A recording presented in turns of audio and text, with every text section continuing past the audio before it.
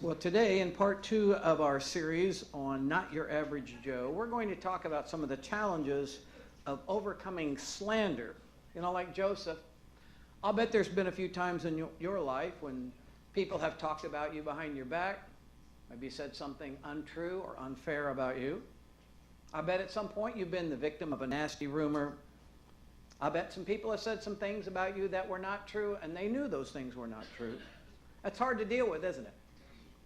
As kids, we used to say, sticks and stones may break my bones, but words will never harm me. But that's obviously not true. Words do hurt. They hurt your feelings. They hurt your reputation. Today we're going to see how it happened to Joseph and how he handled it. And so we're going to read Genesis chapter 39, almost the whole chapter, and it goes like this. When Joseph arrived in Egypt as a captive of the Ishmaelite traders, he was purchased from them by Potiphar, a member of the personal staff of Pharaoh, the king of Egypt. Now this man Potiphar was the captain of the king's bodyguard and his chief executioner. The Lord greatly blessed Joseph there in his home of his master, and so that everything he did succeeded. Potiphar noticed this and realized that the Lord was with Joseph in a very special way. So Joseph naturally became quite a favorite with him. Soon he was put in charge of the administration of Potiphar's household and all of his business affairs.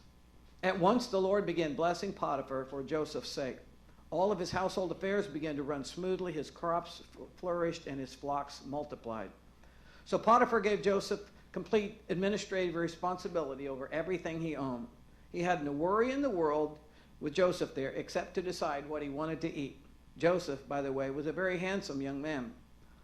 One day about this time, Potiphar's wife began making eyes at Joseph and suggested that he come and sleep with her.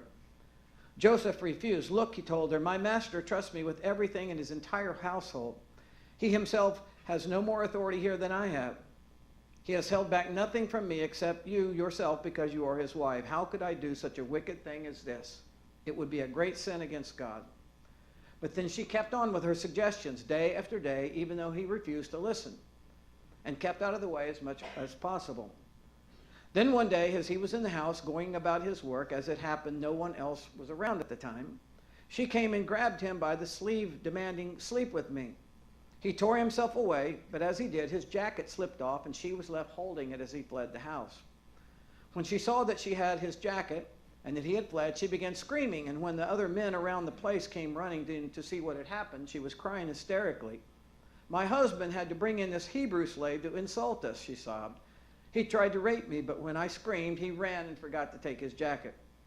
She kept the jacket, and when her husband came home that night, she told him that story. That Hebrew slave you've had around here tried to rape me, and I was only saved by my screams. He fled, leaving his jacket behind. Well, when her husband heard his wife's story, he was furious. He threw Joseph into prison where the king's prisoners were kept in chains. But the Lord was with Joseph there too, and was kind to him by granting him favor with the chief jailer. In fact, the jailer soon handed over the entire prison administration to Joseph, so that all of the other prisoners were responsible to him. The chief jailer had no more worries after that, for Joseph took care of everything, and the Lord was with him so that everything ran smoothly and well. You know, few things are worse than having someone say something behind your back or accuse you of something that you didn't do. Because words are very powerful, aren't they? Words have the power to inspire, words have the power to heal, and words have the power to tear down and to destroy, as you'll see for yourself in the following video.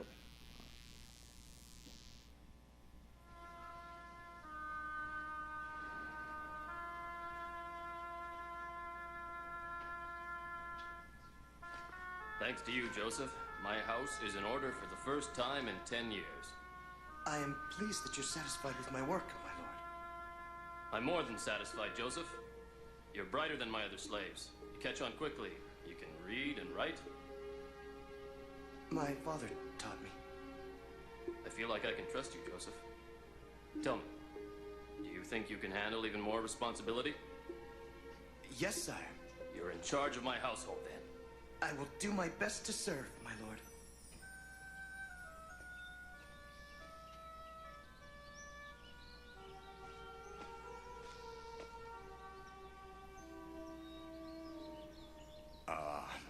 Is there something you want, mistress?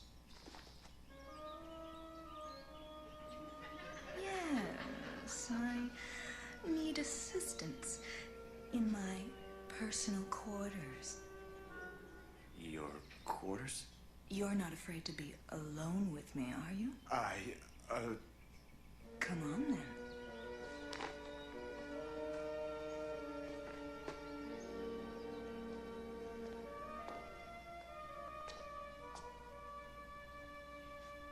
How can I serve you, mistress? Let me count the ways.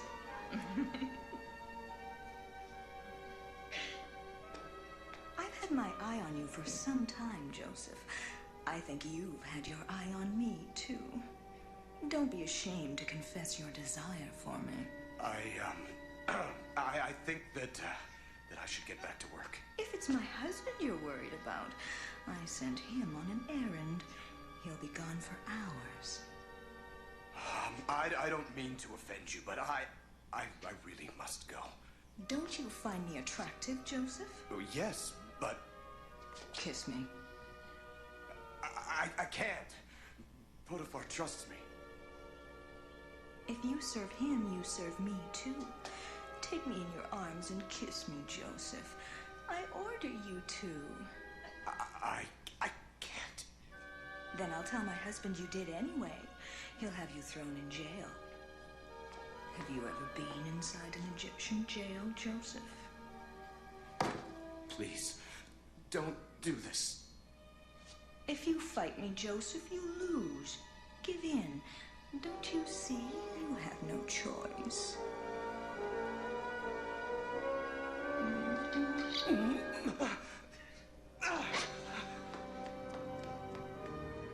You'll pay for that.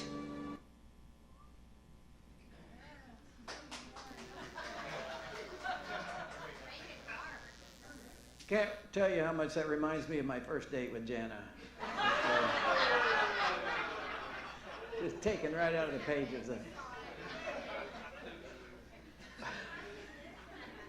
Michael said to me, he said, "Did you get this on VHS tape? How old is that?"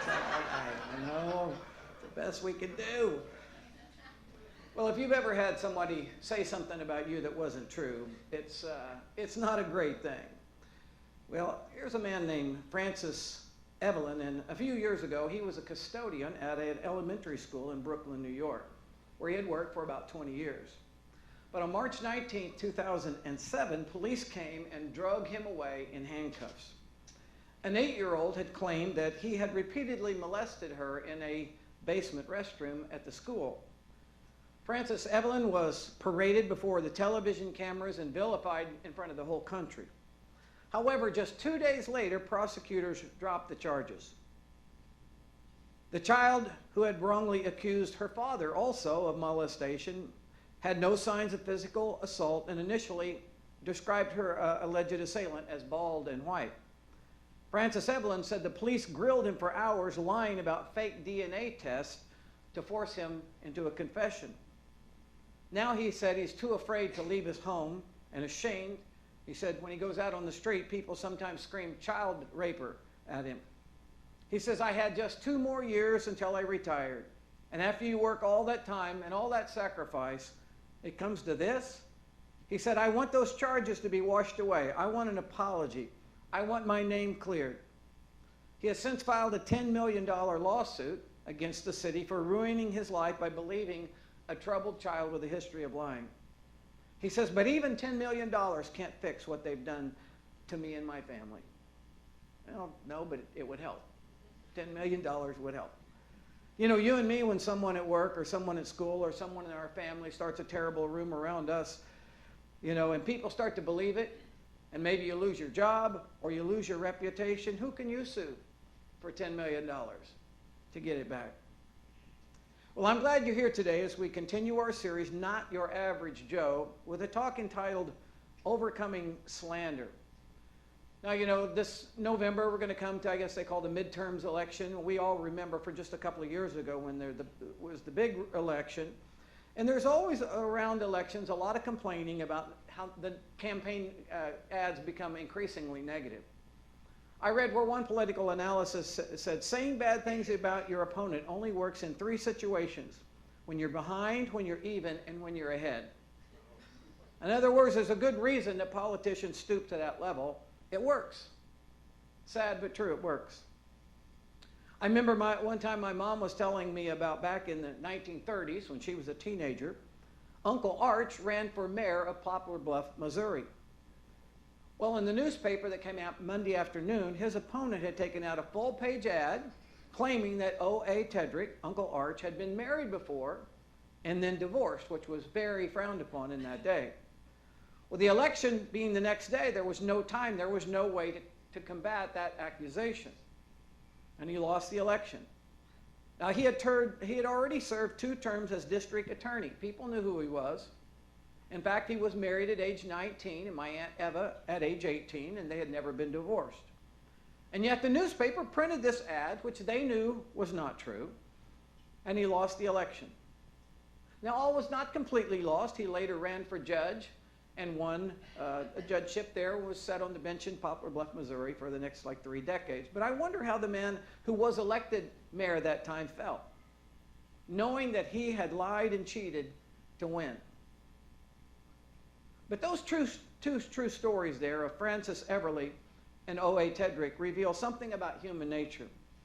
Number one, some people will knowingly spread false information when it's to their advantage. And number two, most people will accept such accusations as true. And we certainly see both of those factors in Genesis chapter 39 account of Joseph. Now, last week we saw how Joseph was his father's favorite son. And as a result, his 11 older brothers despised him. So much so that they contemplated killing him, but instead at the last minute decided to sell him as a slave into Egypt. At age 17, Joseph finds himself strapped to a wagon, taken far away to Egypt, and sold as a slave. And in my talk entitled Overcoming Setbacks, we address the issue of, why do things like this happen? Why do terrible things happen to good people? Why does God allow heartbreaks and adversities to come into our life? And we said that, if we're trying to explain it, there's no easy explanation, but we gave 4 reasons. Some are self-caused. Some of the heartbreak that happens in life we bring upon ourselves through poor decisions or choices. Second, some are caused by the evil choices or actions of other people that might affect innocent people. Third, we said some happen simply as the result of living in a fallen, sin-tainted world. And fourth, some can be attributed to the evil one. Then I contended that all of us can have what it takes to overcome the difficulties that we face in life. Not just a few special people, but all of us can have it. And I mentioned 3 important things. One, you got to have a faith that's real. Second, you have to have some friendships that are true. And third, you have to learn how to entrust your hurts and cares into God's capable hands. And that's where we pick up the story today. Joseph has been sold as a slave to a man named Potiphar.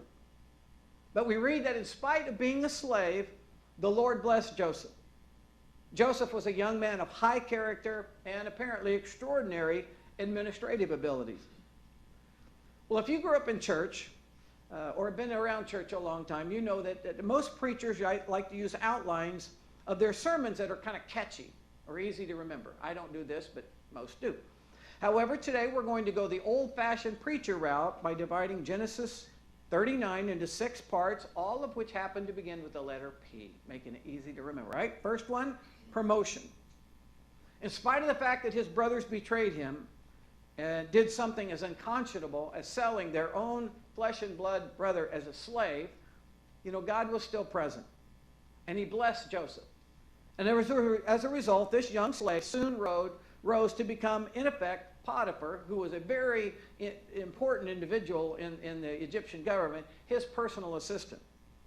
By the way, if it was in Potiphar's house that Joseph learned the English or the Egyptian language, culture, and political inner workings, which all prepared him for his yet unknown future as the vice president of Egypt.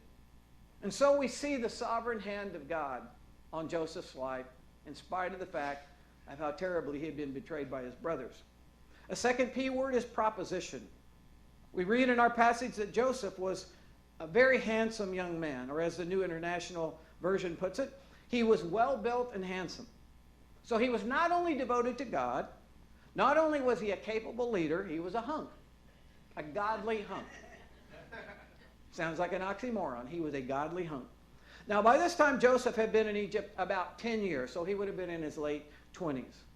But this sort of explains, I guess, why Potiphar's wife had her eyes on Joseph. Maybe Potiphar wasn't such a hunk. Maybe he was busy and gone all the time. Or maybe Potiphar's wife was just a woman of very low morals. But over time, she began to make her feelings and intentions known. However, Joseph rebuffs her.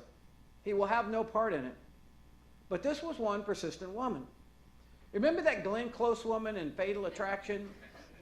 Yeah, probably kind of like, Potiphar's wife. Just sort of like evil. Well, finally one day when the house was empty, she said to Joseph, "Sleep with me." It's what you call the direct approach. Sleep with me. Now, I've never seen that show, Desperate Housewives, but I've seen the previews for it when it used to be on.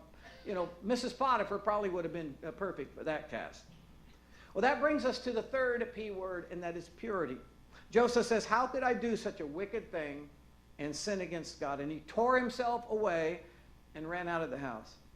Now, here is a rare story of someone who became a hero by running away.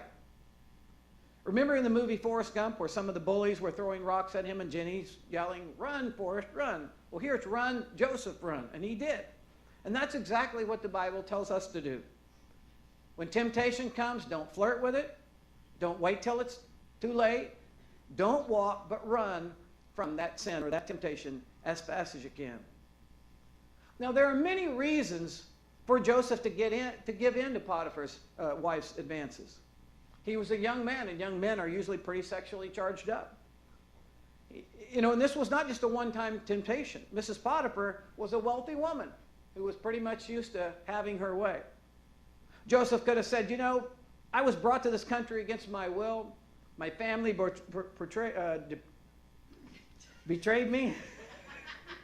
He could have said, "Nothing good ever happens to me. I deserve this. God, you should understand, I deserved it." Or Joseph said, "If I don't sleep with this woman, she's going to make my life miserable." Or Joseph could have rationalized, "Hey, what happens in Egypt stays in Egypt. No one will ever know." And instead, he chose purity over sin. He chose God's path. Then comes number 4, perjury. "Help," Mrs. Potiphar screams. "This Hebrew slave attacked me and tried to rape me." As evidence, she shows Joseph's coat that she had pulled off of him as he made his escape. As we said earlier, some people will tell outright lies.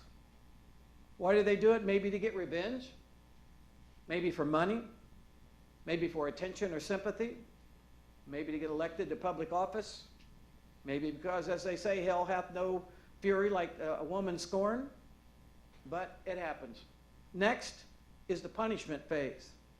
Now, at this point, we must reasonably expect God himself to show up and say, "Joseph, you did a great job.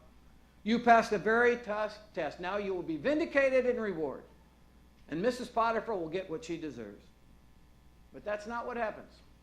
Not yet, anyway. When Potiphar got word of what had taken place, he came home and he burned with anger. And he had Joseph thrown into prison. She had lied to all of them, and all of them, including her husband, believed her. Or did he? Egyptian law at that time says that the penalty for rape or attempted rape was death. But Potiphar does not order Joseph to be executed. In fact, the prison that Joseph was assigned to was the royal prison, not the regular prison where the conditions were horrible, where they had to break rocks every day. This was like you play tennis, the food's not too bad, it's that kind of prison. All of which some Bible scholars believe may have been an indicator that Potiphar wasn't totally convinced that Joseph was the one at fault. But to save face, after his wife's public accusation, Potiphar has Joseph thrown into prison. I don't know what Jana fed me last night, but I'm having a hard time here. Okay, I have a question for you. What do you think was the greatest challenge that Joseph had faced up to this point? Was it the betrayal of his brothers, the loss of his family? Was it being a slave? Somebody just takes your freedom away. Was it the sexual harassment and sexual temptation that he had to deal with? Was it being falsely accused? Was it being thrown in jail unjustly? Put yourself in Joseph's shoes for a moment. Which would be hardest for you to endure if it happened to you these days? The loss of your family? The betrayal from your family? Maybe being a slave, your freedom being taken away 24/7? Maybe it would be being the victim of some kind of sexual assault or harassment or a temptation that's difficult for you. Maybe it would be falsely accused, and being thrown in jail for it. Can you imagine spending decades in jail knowing that you're falsely accused? I don't know which of those would be toughest for you, but they're all hard. Our sixth and final P word is prosperity. Remember how last week we said that sometimes innocent people suffer because of the evil actions of others? Well, that happened to Joseph, both with his brothers and with Potiphar's wife. But that wasn't the end of the story. While God does allow people free will, and yes, sometimes people exercise their free will in ways that hurt other people, God is still on the throne. God is still sovereign. He's still in control. And God will reward those who suffer for doing right. God will reward the victims of injustice. Maybe not immediately, but in time. And so once again, Joseph rises among the ranks. And these things are not just the beginning. Not only was he promoted to be the head of Potiphar's house, and then in the royal jail, one day he will rise to the position of being the vice president of Egypt. God honored him, and God rewarded him. So last week we saw how Joseph overcame setbacks, being betrayed by his family, his brothers. Next week we're going to talk about Joseph overcoming success, which sounds like an oxymoron also. But there are various challenges and temptations that come with positions of power. And Joseph was able to overcome success. But today I want to focus for a moment on how Joseph overcame slander, the false rumors and lies told about him by Potiphar's wife. Because not everyone can overcome the devastating effects of slander, as well as Joseph did. In fact, just a few years ago, a 51-year-old Ian Adams was fired from his job after his employer received a letter saying that Mr. Adams had sexually assaulted a woman and her 2 children. The writer claimed to be a journalist from the local newspaper, but the name and address on the letter were false, and the actual author still unknown. Police confirmed that Ian Adams had never before been arrested or been accused of any other crimes, and yet he was fired from his job because of this anonymous letter. And he began drinking, and his life spiraled downward. And not long after that, they found him hanging in a shed behind his home. Several years ago, just before he committed suicide, Vince Foster wrote this to a friend: Washington, D.C. is the only city in the world that destroys people's lives for sport. And then he put a gun to his head and shot himself. Not everyone overcomes slander and being falsely accused as well as Joseph did. But I'll bet that every one of us here at some time or another have been the victim of someone else's slanderous tongue. You have, I have. It's a terrible feeling. But when you and I are lied about and falsely accused of something, there's no DNA test to prove it, that for evidence to prove for once and for all that you're innocent. So what can we do? When we find ourselves in one of those situations where someone is slandering us to other people, saying things about us that are not true, what can we do? Well, I think there are some things that we can learn from Joseph. One is that it happens to everybody sooner or later. It's not that we've just been singled out. Sooner or later, depending on your situation, whether you work at a school or in politics or in a university setting or whatever job you work in or whatever family, it happens. Things are said and they're not true, and it happens to everybody. Second, we learn that the rumors do not always have a basis in fact. People say where there's smoke, there must be some fire. In other words, why would it be said if there wasn't at least some truth to it? I used to say that. I used to believe that. But with Francis Evelyn and Ian Adams and my Uncle Arch and Joseph, there was no truth to any of it. From Joseph, we also learned that a life of integrity and having people criticize you is highly superior to living a life without integrity and not having people criticize you. As John Wooden, the great basketball coach, used to say, be more concerned about your character than your reputation. Because character is who you really are, while reputation is merely what some people think you are. Now, reputation is important too. That's why it hurts so much when someone spreads falsehoods about you. You often have no way to defend yourself. You have no idea what people or how many people have heard these falsehoods. But most of all, what we learn from Joseph is that God knows the truth. And eventually, in God's own way and in God's own time, the truth will come out. And you will be vindicated. Maybe not until Judgment Day, though. And I believe that every truth about every person will be revealed. And as with Joseph, God will bless you. And realize when you're lied about or falsely accused, you're in pretty good company, because the same thing happened to Jesus. Well, before we finish today, I would be amiss if I'd neglected to remind all of us that we should never be the one doing the slandering or perpetuating falsehoods or misinformation about other people. The Bible talks about this a lot. Psalm 15:3 says, to the person who wants to please God will have no slander on his tongue and cast no slur on his fellow man. James 1:26 says, if anyone considers himself to be a spiritual person and yet does not keep a tight rein on his tongue, he deceives himself, and his spirituality is worthless. James 3:5 reminds us that our words can destroy like a forest fire out of control. What do you say you make a commitment, to have your home be a slander-free zone and your workplace be a slander-free workplace as far as it depends on you, and this church be a slander-free zone? And when you hear something negative said about someone you know, don't believe it. Check it out. Just don't buy it, though. Let's stand. We'll have our closing prayer. I barely got through that. I don't know what's wrong with me. Anyway, I got to wear just a little society. I got to wear my favorite shirt today because it's Father's Day. Jana doesn't like it, but what can you say? It's Father's Day. So one day of the year, I always wear the shirt. So reminded. Anyway, that was kind of a distraction to everything.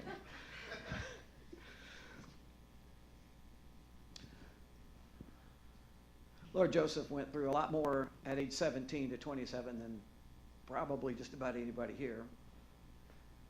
And Lord, we're thankful that these kinds of stories are preserved for us over time, that we can look back and see examples of how you worked in the lives of people, even when it looked like maybe you'd stepped aside and were too busy or were not paying attention. But God, you were always present. You were always there working for your ultimate purposes behind the scenes. And God, I pray that as we go through different things, that we'll realize that the whole story is not known yet.